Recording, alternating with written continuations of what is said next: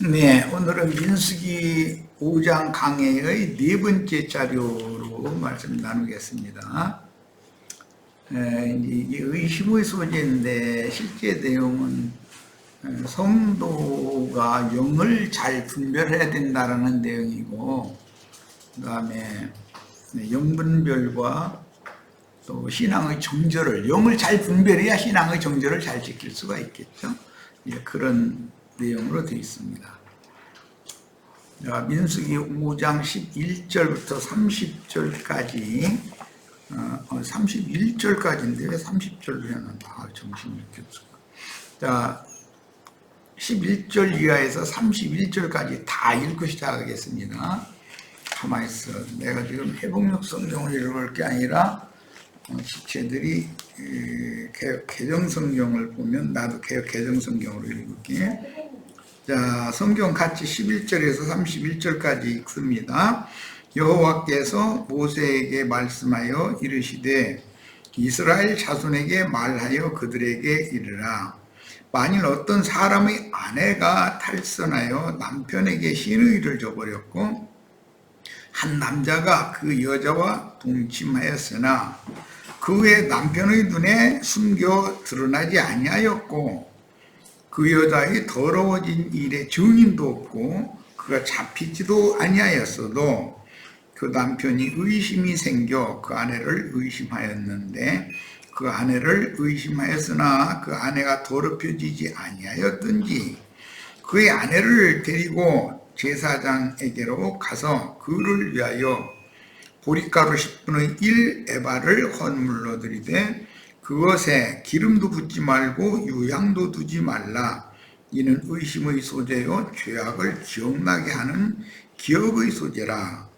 제사장은 그 여인을 가까이 오게 하여 여호와 앞에 세우고 토기에 거룩한 물을 담고 성막 바닥의 티끌을 취하여 물에 넣고 여인을 여호와 앞에 세우고 그의 머리를 풀게 하고 기억나게 하는 소재물 곧 의심의 소재물을 그의 두 손에 두고 제사장은 저주가 되게 할 쓴 물을 자기 손에 들고 여인에게 맹세하게 하여 그에게 이르기를 네가 네 남편을 두고 탈선하여 다른 남자와 동침하여 더럽힌 일이 없으면 저주가 되게 하는 이 쓴 물의 해독을 면하리라. 그러나 네가 네 남편을 두고 탈선하여 몸을 더럽혀서 네 남편 아닌 사람과 동침하였으면 제사장이 그 여인에게 저주의 맹세를 하게 하고 그 여인에게 말할지니라. 여호와께서 네 넓적 다리가 마르고 네 배가 부어서 네가 네 백성 중에 저주거리 맹세거리가 되게 하실지라. 이 저주가 되게 하는 이 물이 네 창자에 들어가 네 배를 붓게 하고 네 넓적 다리를 마르게 하리라 할 것이요 여인은 아멘 아멘 할지니라. 제사장이 저주의 말을 두루마리에 써서 그 글자를 그 쓴 물에 빨아넣고 여인에게 그 저주가 되게 하는 쓴 물을 마시게 할지니 그 저주가 되게 하는 물이 그의 속에 들어가서 쓰리라. 제사장이 먼저 그 여인의 손에서 의심의 소재물을 취하여 그 소재물을 여호와 앞에 흔들고 제단으로 가지고 가서 제사장은 그 소재물 중에서 한 움큼을 취하여 그 여자에게 기억나게 하는 소재물로 제단 위에 불사르고 그 후에 여인에게 그 물을 마시게 할지라. 그 물을 마시게 한 후에 만일 여인이 몸을 더럽혀서 그 남편에게 범죄하였으면 그 저주가 되게 하는 물이 그의 속에 들어가서 쓰게 되어 그의 배가 부으며 그의 넓적 다리가 마르리니 그 여인이 그 백성 중에서 저주거리가 될 것이니라. 그러나 여인이 더럽힌 일이 없고 정결하면 해를 받지 않고 임신하니라. 이는 의심의 법이니 아내가 그 남편을 두고 탈선하여 더럽힌 때나 또는 그 남편이 의심이 생겨서 자기 아내를 의심할 때에 여인을 여호와 앞에 두고 제사장이 이 법대로 행할 것이라. 남편은 무죄할 것이요 여인은 죄가 있으면 당하리라. 현대 여성들이 읽으면 반기 들게 생겼죠. 멀쩡한 아내 의심했는데 남편은 무죄하고, 아내가 만약에 그런 범죄 사실이 없으면 해를 당하지 않는다 그러면 이게 성경은 어떤 사람들은 여성을 너무 이렇게 비하하는 그런 그 행습이 많이 기록된 것으로 봐가지고 안 좋게 말하는 사람들이 좀 있죠. 그런데 그게 사실은 셈족의 그 생활 관습이었었고 문화였었어요. 자, 이제 그런 세상적인 관념을 버리고 말씀하고자 하는 하나님의 의도를 살펴보도록 합니다. 자, 이제 자료로 들어갑니다. 여호와께서 모세에게 일러 가라사대 이스라엘 자손에게 고하여 그들에게 이르라. 만일 어떤 사람의 아내가 어떤 사람의 아내, 이것은 창세기에서는 아담의 아내, 한 여자죠. 아담의 갈빗대에서 옆구리에서 갈빗대를 꺼내어 지어서 아담에게 이끌어다 주셨던 그 여자예요. 어떤 사람의 아내라는 건 창세기에서는 아담의 필든 하와인 것이고, 이게 이제 영적으로는 구약 시대에는 야훼 하나님과 이스라엘 모든 백성들, 이스라엘 나라를 상징한 것이고, 신약 시대에는 구속을 이루신 그리스도와 교회에 대한 상징이라는 것이 확증이 되죠.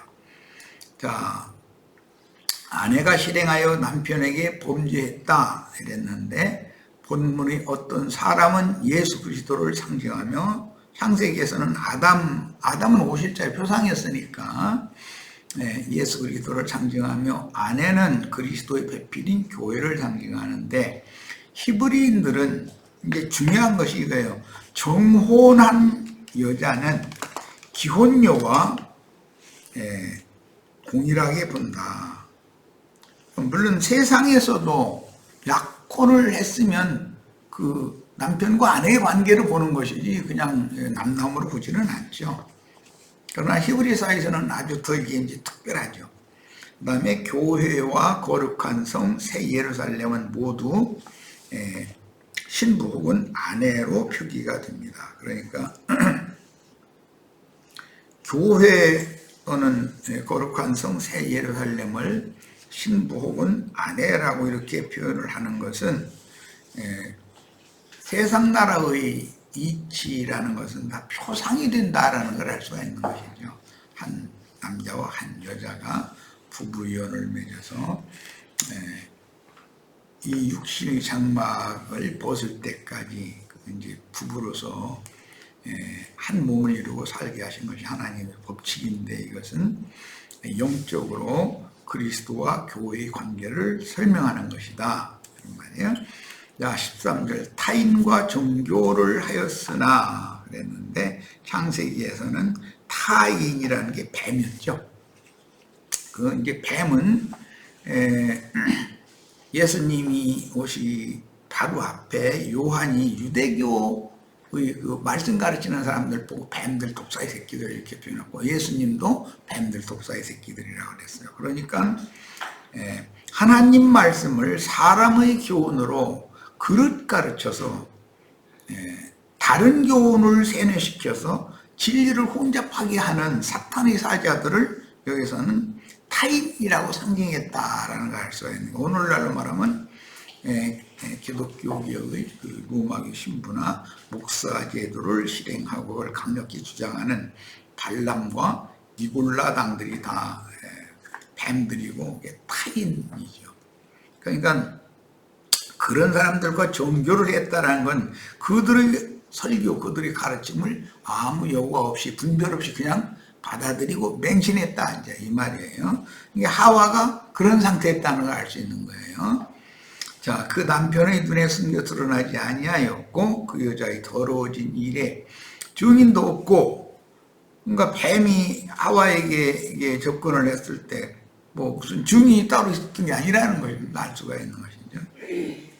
그리고 그 사탄의 사자들은 이제 신약 시대에서 성령의 증거로 편지하신 말씀에 보면 남의 집에 가만히 들어가서 어리석은 여자를 낀다 이렇게 표현했죠. 막 소란하게 시끄럽게 하는 것이 아닌데 그런데 기독교계는 너무 시끄러워.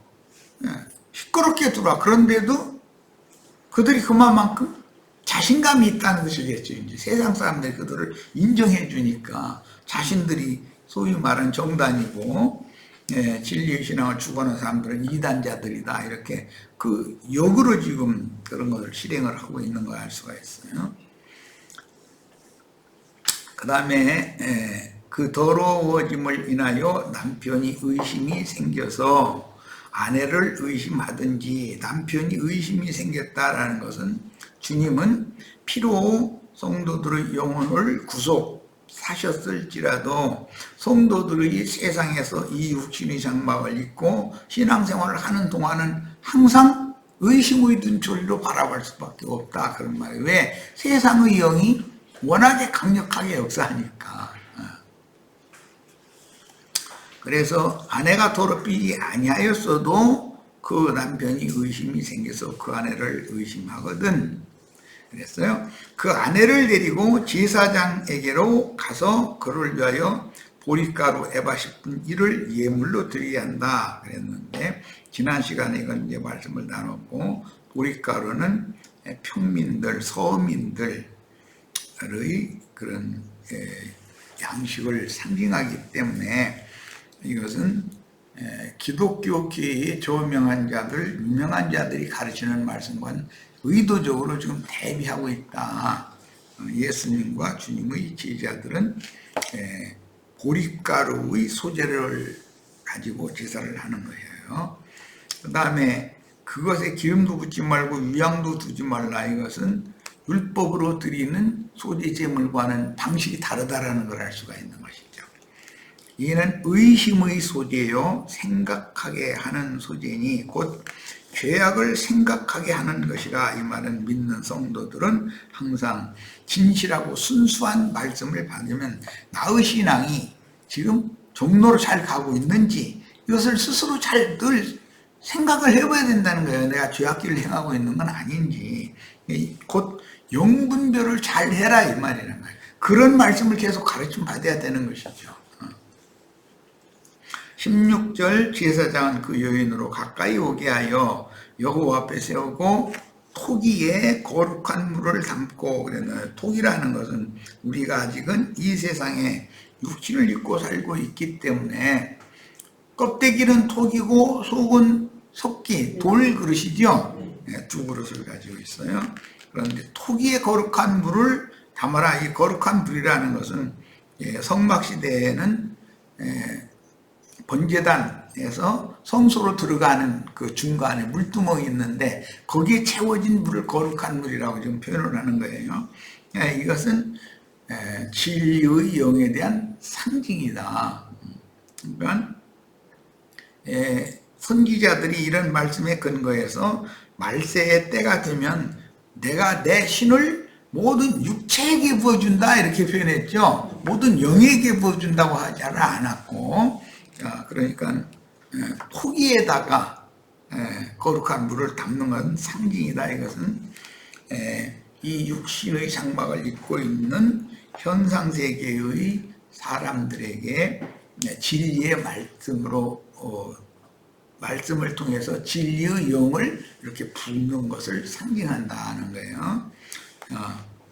이렇게 토기에 이 거룩한 물을 담은 것과 이 물에다가 이제 뭐 성막 바닥의 티끌이나 또는 율법의 저주의 말씀들이 있는 모든 그 저주의 글을 기록한 글자를 그 물에 빨아가지고 그 물을 또 마시게 하는 것은 또 다른 것이죠. 근데 그 물이 창자에 들어가는 것과 이 거룩한 물을 마셔서 사람이 거룩한 진리의 영을 받는 것과 저주의 말씀, 저주의 영, 심판의 영을 받는 것과는 의도적으로 좀 대비하고 있는 거예요. 자, 거룩한 물을 담고 성막 바닥의 티끌을 취하여 물에 넣고, 성막 바닥의 티끌을 취하여라는 것은 육성에 속한 모든 것들은 다 티끌이죠. 첫 아담은 흙에서 취했다 할 때 원문은 티끌에서 취했다는 뜻이니까 물에 넣고, 그런데 이 티끌은 뱀이 중심토록 티끌을 핥더라고 이렇게 돼 있죠. 여인을 여호와 앞에 세우고 그 머리를 풀게 하고 생각하게 하는 소재물 곧 의심의 소재물을, 여인이 머리를 풀어서 머리를 가리는 것은 하나님 앞에 절대적인 순종을 상징하는 거예요. 긴 머리를 이렇게 풀어서 머리를 가리는 거는 소재물 곧 의심의 소재물을 그 두 손에 두고 제사장은 저주가 되게 할 쓴 물을 자기 손에 들고, 제사장이 들고 있는 쓴 물이라고 하는 것은 심판의 영이요 저주의 영인 것이죠.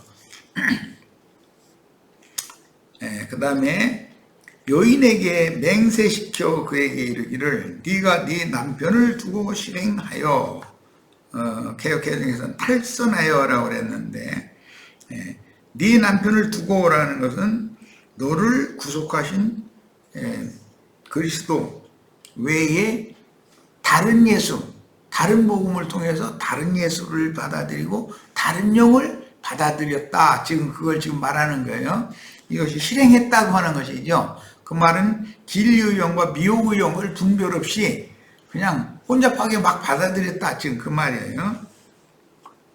사람과 동침하여 더럽힌 일이 없으면 신앙의 순결을 지켰으면 저주가 되게 하는 이 쓴 물의 해독을 면하리라. 이 없는 사람들은 아주 극소수죠. 이사야 선지자로부터 시작해서 매 세대마다 선지자들과 모임을 따로 갖는 사람들은, 유대교는 전체가 다 유대교 회당이나 성당에서 다 모였는데 선지자들과 함께 그 선지자의 집에서 이렇게 따로 선지자의 생도의 집에서 몇 명 모여서 집회하고, 그런 사람들은 유대교인들이 볼 때 이상한 사람들일 거 아니겠어요? 이게 오히려 그런 사람들이 더럽힌 일이 없는 사람들이었다. 선지자들의 신앙을 따라가는 사람들이. 그래서 선지자들의 말씀과 그 율법 말씀이 부딪히잖아요. 이사야 선지자부터. 율법에서는 짐승 잡고 또 기름 발라내고 불태우고 피 흘리고 제육 가서 불사르고 그렇게 하라고 그러고 안식일과 절기 지키라고 그거 막 철두철미하게 지켜야 된다고 그러는데, 이사야 선지자보다 다른 선지자들은 나 이제 그런 제사 이제 안 받을 테니까 그런 거 갖고 오지 말라 이제 이렇게 하니까 똑같은 성경인데 너무 극과 극인 거예요. 선지자들의 신앙을 따라가는 사람들은 그러니까 숫자가 많을 수가 없는 거예요. 그래서 오늘날도 마찬가지로 기독교계에는 모든 사람들이 다 인정을 해주는 그런 교리를 가르치니까 사람들이 이렇게 많이 몰리는 것이잖아요. 그러나 기독교계가 가르치는 그런 말씀과 달리 선지자들처럼 지혜와 계시의 영을 통해서 계시된 말씀을 가르칠 때 그 말씀을 알아듣고 따른다면은 다 그 당세에 박해를 안 받을 수가 없는 거죠. 이단자들이니까. 그런 걸 생각하셔야 되겠어요. 20절 그러나 네가 네 남편을 두고 실행하여 더럽혀서, 이 말은 아담을 위한 대필로 지어주신 여자가 남편 몰래 뱀과 입 맞추고 먹지 말라고 하나님이 어미 그만 나무실과를 따먹어버린 거잖아요. 그건 이제 표상이죠. 그것이 더럽힌 거예요. 네 남편 아닌 사람과 동침하였으면, 네 남편 아닌 사람과 동침했다 이 말은 사단의 사자라는 말이니까 실제로는 창세기에서는 뱀과 짝을 맺었다 그런 뜻이죠. 제사장이 그 여인으로 저주의 맹세를 하게 하고 그 여인에게 말할지니라 여호와께서 네 넓적다리로 떨어지고, 이 넓적다리라고 하는 건 여인의 넓적다리는 여인의 외음부를 상징적으로 하는 말이에요. 이게 반대 개념으로는 남자의 경우는 환도뼈 큰 힘줄 이렇게 말을 해요. 그러니까 이것은 이제 우리 어른들이니까 내가 더 설명하지 않아도 다 알아들을 거예요. 이제 넓적다리가 떨어진다 이랬는데 이것은 원래 엎드러지다, 뭐 눕다, 사전적인 뜻은 넘어지다, 무너지다, 이제 그런 의미인데, 이것은 자궁이 정상적인 자궁이 아니고 손상을 입는 상태를 지금 말한다라는 걸 알 수가 있죠. 예, 이제 이것은 다른 번역에서는 메마른다, 이렇게 마른다 그랬어요. 그러면 아이를 잉태할 수 없죠. 완전히 그 태가 메말라져 버리면. 그 다음에 네 배로 부어서 너로 네 백성 중에 저주거리 맹세거리가 되게 하실지라. 배로 여기서는 부어서라는 말과 저 뒤에 보면 잉태할 것이다 라는 말과 그냥 헛배 불러오는 것과 진짜로 생명 잉태된 것은 다른 얘기지 지금 전혀. 기독교인들 전부 다 보면은 세상 표현으로 헛바람 들었어 말하자면. 바람을 잉태해서 그 사람들은. 실제는 생명을 해산할 수가 없는 거죠. 헛바람 들었으니까. 그래가지고 뭐 헛바람 들은 거 예를 들자면 자기네들은 이 세상에서 축복받아 잘 먹고 잘 살다가 죽으면 좋은 데 어디 천당으로 간다는 건데 그게 헛바람 든 바람 잡는 얘기죠 그게. 그런 상태란 거예요. 너로 내 백성 중에 저주거리 맹세거리가 되게 하실지라. 저주거리라는 건 우스갯거리가 된다는 뜻일 것이고 맹세거리라는 건 결단코 저 여자처럼 돼서는 안 된다라고 후세 사람들이 일컫게 된다는 말이죠. 자, 그 다음에 22절 이 저주가 되게 하는 이 물이 네 창자에 들어가서 여기 이제 창자에 들어가서 그랬지만 앞에서 넓적다리와 같은 개념으로서 이것은 여자의 그 부드러운 살이라는 개념이기 때문에 그 의미를 잘 이해하시면 되겠어요. 들어가면 네 배가 붓게 한다. 이 배가 붓는다는 헛바람 든다라는 걸 말한다는 걸 이제 말씀드렸고 그게 다른 교훈이라는 것이잖아요. 기독교계가 지금 주장하는 것처럼 예를 들어서 뭐 주님이 다 매들 그 사람들 이제 삼일체론에 입각해서 성경을 다 보고 있기 때문에 하나님은 금의자 중앙에 앉아 계시고 성령님은 왼쪽에 있고 예수님은 오른쪽에 있고 그런데 왼쪽에 있던 성령은 보내셨고 중앙에 있는 하나님과 오른쪽에 하나님 보좌 우편에 있는 예수님은 아직 안 왔어. 그래가지고 이제 어느 날 되면 예수님 또 올 거야 이제. 그렇게 믿는 건 사실은 하나님을 믿는 게 아니라 신이 셋이다 그 말이죠 지금. 이제 그런데 자신들이 그런 여러 신들을 섬기고 있다는 의식이 없어.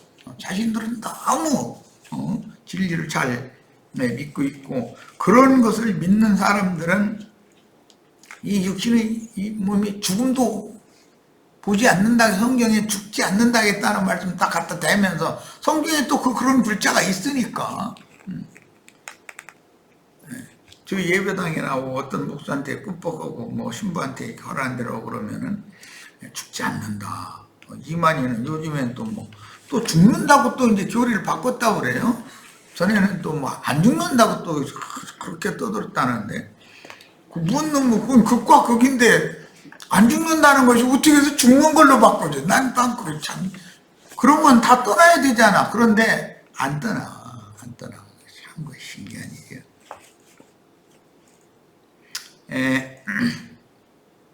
네 창자에 들어가서 네 배로 붓게 한다라는 것은 이제 헛것을 믿음의 실상이 없는, 믿음은 보이는 바라는 것도 실상이요 보지 못하는 것들의 그 증거라고 그랬는데 그런 게 없어. 그냥 막연해. 사람들은 이 세상에 사는 동안 잘 먹고 잘 살다가 죽지도 않고 공중 구름 속으로 어떻게 허전히 변화되니 휴거돼서 거기서 1000년을 또 혼인잔치로 구름 속에서 언제나 막 이랬다 하면 그게 헛바람 들은 소리죠. 배가 불렸는데 거기는 생명이 안 들어있어. 헛바람 들어있어. 예, 그렇게 되면 넓적다리가 떨어져 나간다는 거예요. 여기서 이제 원문은 이게 이제 빠져나간다 이제 그런 말인데, 글자대로 자면 사탄에게로 빠진다. 사람이 이렇게 마음이 어디로 이렇게 빠진다, 이래 매몰된다라는 말이잖아요. 그것이 바로 죽음이다. 그 다음에 하리라 할 것이요 여인은 아멘 아멘 할지니라. 나는 결단코 실행을 한 적이 없는 여인은 어떤 저주도 내가 다 감당하겠습니다. 난 그런 일이 없으니까. 이제 그런 이야기죠. 23절 제사장의 저주의 말을 두루마리에 써서, 이 저주의 말이라는 게 율법 말씀은 모두 다 저주의 말씀이죠. 유대인의 율법으로 이 성경을 해석하면 전부 저주가 되는 거예요. 모든 말들이. 그 글자를 그 쓴 물에 빨아놓고, 원래는 거룩한 물이었는데 성막 바닥에 티끌 갖다 타고 이 저주의 말씀을 기록한 그걸 그 물에다가 빨아. 그러면 저주의 그 글 내용이 거기에 녹아든다 이제 이 말이잖아요. 그러면 이건 무슨 뜻이겠어?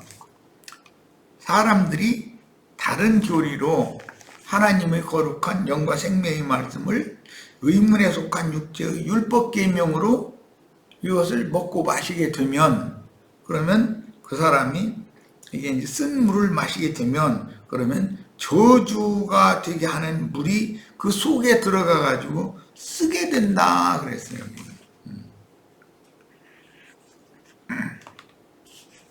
성경을 크게 오해하여, 그러니까 기독교계에서 가르치는 조직이나 교리 이런 것들이 사람의 영혼 속에 창자 속에 들어가고 태 속에 들어가고 이런 식으로 표현을 했지만, 그것은 사람이 그 다른 교리를 자기 영혼 속에 받아들인다라는 말이잖아요. 그렇게 되면 그게 저주가 된다 그런 말이에요, 말하자면. 자, 25절 제사장이 먼저 그 여인의 손에서 의심의 소재물을 취하여 그 소재물을 여호와 앞에 흔들고, 이제 요제 제사를 흔들어 드리는 제사라고 해요. 가지고 단으로 가서 그 소재물 중에서 기념으로 한 움큼을 취하여 단 위에 소화하고 그 위에 여인에게 그 물을 마실지니라 그랬어요. 이게 이 사람이 정말로 진리의 영을 받고 진리의 말씀만을 받아들인 사람인지, 다른 교훈을 여과 없이 받아들여 분별 없이, 믿는 사람들 믿음 좋다고 그러는데 자세히 이렇게 뜯어보면 진리를 옳게 분별할 줄을 모르는 사람들이 태반도 넘지 사실은. 너무 혼잡한 거예요. 이게 바로 잡으려고 그러면은 안 받아들이려고 그러죠. 자기 자존심 상해가지고. 특히 이제 권사님들, 장로님들, 신앙생활 오래 했다는 사람들이 처음에는 내가 뭔가 잘못 이해한 것이 있을 수도 있지 해놓은 것까지 들을만 하다 싶어서 막 쏟아 이제 넣으려고 그러면은 다 거부하죠. 자기도 알 만큼 안다 그러니까. 그 물을 마신 후에 만일 여인이 몸을 더럽혀서 그 남편에게 범죄하였으면 그 저주가 되게 하는 물이 그 속에 들어가서, 속에 들어가는 뭔 저주의 말씀을 믿는다 이 말이에요. 믿는다. 먹고 마시는 것은 속으로 들어오는 것이죠. 그런데 이것은 이제 표현상 이렇게 한 것이고, 이것은 전부 그 믿음이 헛믿음이다. 다른 교훈을 잘못 믿었다. 귀신이 믿으면 그 믿음 헛것이다. 이런 말씀이 글이 있는 거잖아요. 들어가 쓰게 되어 그게 오히려 저주가 된다는 거죠. 배가 부으며 그 넓적다리가 떨어지리니 그 여인이 그 백성 중에서 저주거리가 될 것이라.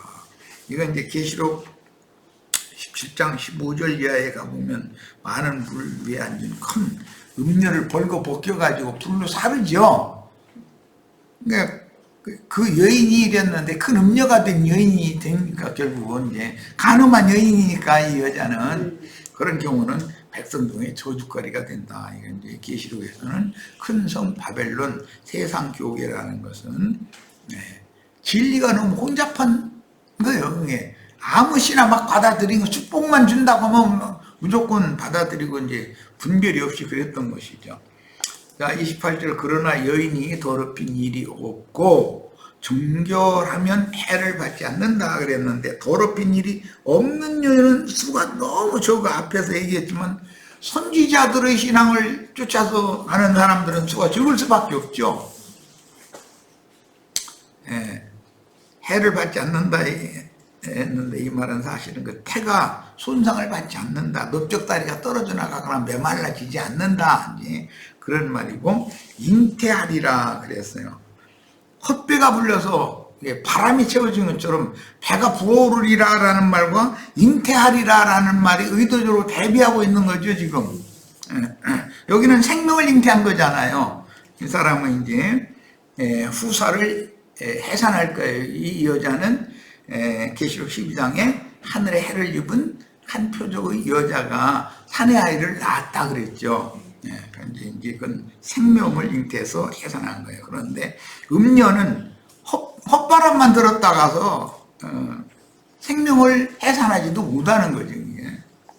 자, 이는 의심의 법이니 아내가 그 남편을 두고 실행하여 더럽힌 때나 또는 그 남편이 의심이 생겨서 그러니까 주님은 항상 피로 사신 성도들의 교회를 항상 의심할 수밖에 없다는 것이죠.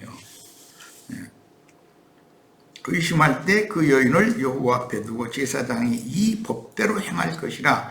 남편은 무죄할 것이요. 문자대로 자면 여자는 되게 억울해.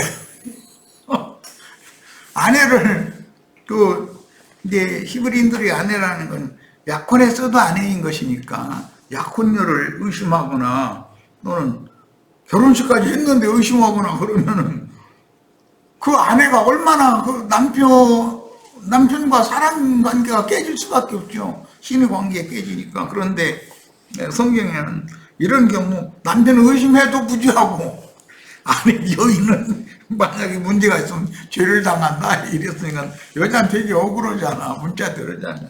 그런데 이것은 주님께서 피로 사신 교회를 항상 신앙의 순결성을 의심을 하면서 지켜보신다. 그래서 생각나게 하는 소재를 자꾸 먹이고 그것은 순수한 그 진리의 말씀을 자꾸 가르치면서 자기 자신의 신앙 양심과 자신의 그 혼의 상태와 자신의 신앙 상태를 하는 그 몸의 행위 이런 것들에 대해서 자꾸 돌아보고 또 돌아보고 교정하고 돌아보고 잘못된 길에서 다시 정결한 처녀의 신앙으로 이렇게 돌이키고 하라는 그런 뜻이에요. 자, 첫 시간 여기까지 해서 일단 마치겠습니다. 문자대로의 의미를 하리야 이제 다음 시간에 이어지는 말씀을 우리가 소화할 수가 있기 때문에 문자대로의 말씀을 살폈어요. 잠시 쉬었다 이어갑니다.